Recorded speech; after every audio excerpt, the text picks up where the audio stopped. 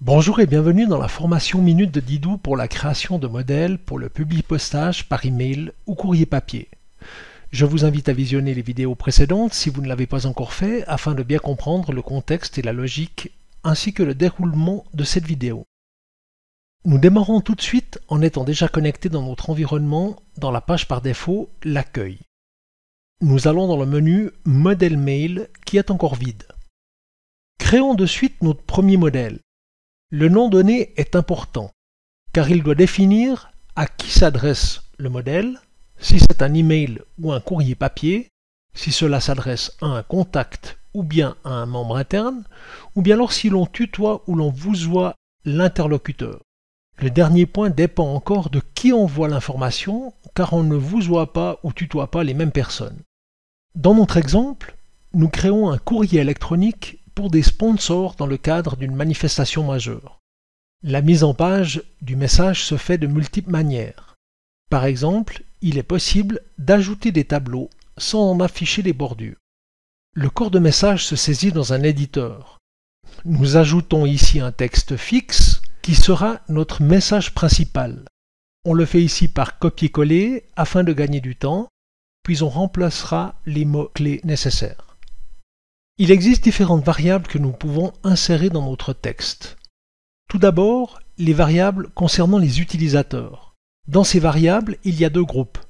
Le premier groupe contient les variables pour un utilisateur qui en est le destinataire.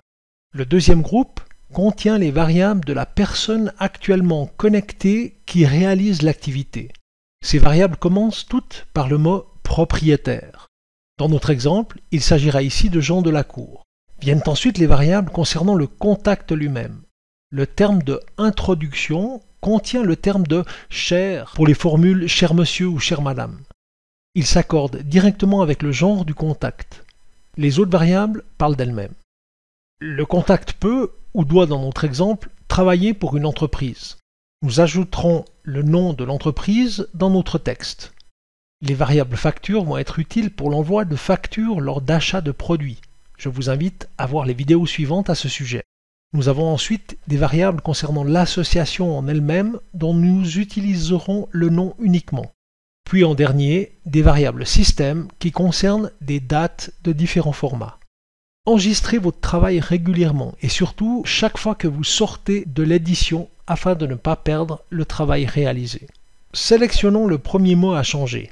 Allons dans les variables contact et prenons l'introduction. Cliquons sur Ajouter. Un mot-clé remplace le texte sélectionné entouré de @commercial. Ce sont les variables. Prenons le deuxième mot. Allons dans Contact et prenons les salutations. Faisons de même pour le nom de famille. Le principe est simple. Prenons maintenant le nom de la société.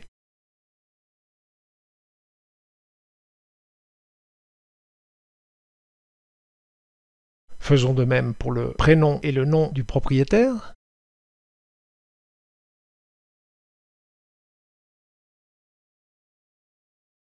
Ainsi que du nom de l'association.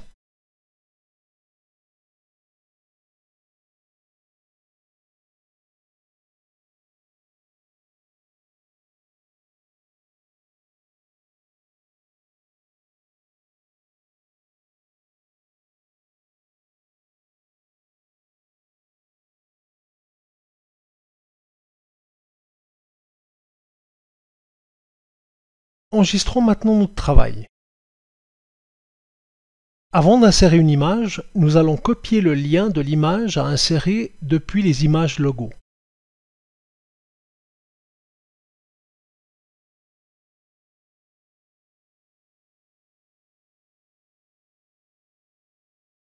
Ouvrons à nouveau notre modèle. Insérons l'image. Collons l'URL. Ajoutons un texte de remplacement. Nous allons maintenant renseigner l'adresse à laquelle nous souhaitons accéder lorsque l'on cliquera sur l'image. Nous ouvrons ce lien dans la même fenêtre pour les besoins de la démonstration.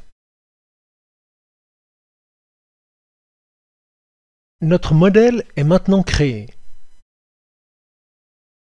nous sélectionnons les personnes à qui s'adresse notre message. Je vous invite ici à utiliser des filtres afin de trouver rapidement vos destinataires. Puis nous actionnons le bouton « Publier poster email » et entrons dans la création d'une activité d'envoi de email. La procédure est identique pour les impressions sur papier. Dans ce cas, un document PDF va s'ouvrir et vous trouvez l'ensemble de vos messages personnalisés, page par page, qu'il vous suffira ensuite d'imprimer. Nous renseignons le nom de notre action que nous appelons « Remerciement », puis choisissons le modèle que nous venons tout juste de créer. Il est possible de personnaliser encore le texte si nécessaire, de rajouter des concernants et de déclencher l'action avec le bouton « Envoyer ». Les deux contacts ayant une adresse commune, nous recevons les deux messages dans la même boîte. Nous voyons que les variables ont été remplacées par les informations dépendant du contexte, à savoir le nom, les salutations du contact, le nom de l'entreprise, nom de l'association et nom du signataire, avec le logo. Nous voyons ici que le share a été adapté au genre de la personne et que les variables ont suivi le contexte. En cliquant sur l'image, on tombe sur le site internet référencé. Cela prend du temps de réaliser un modèle. Je vous laisse déduire le temps que vous avez gagné si vous devez réaliser des actions sur plusieurs dizaines, voire des centaines de personnes. Cette formation minute concernant la création de modèles dynamiques et leur utilisation dans Didoo est à présent terminée. Je vous invite à regarder la prochaine vidéo pour bien comprendre la gestion du matériel et de sa location. Merci de votre intérêt et à bientôt.